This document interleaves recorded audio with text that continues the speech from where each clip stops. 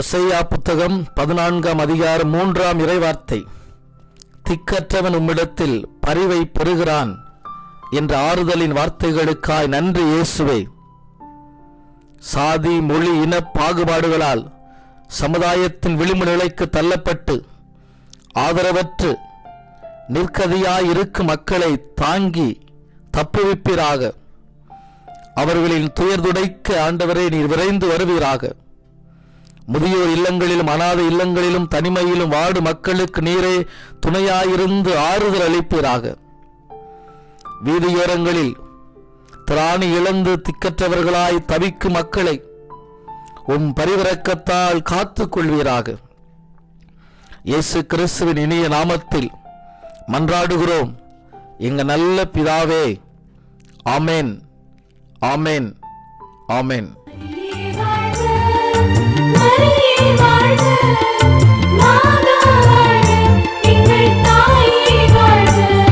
போற்றுகின்றோம்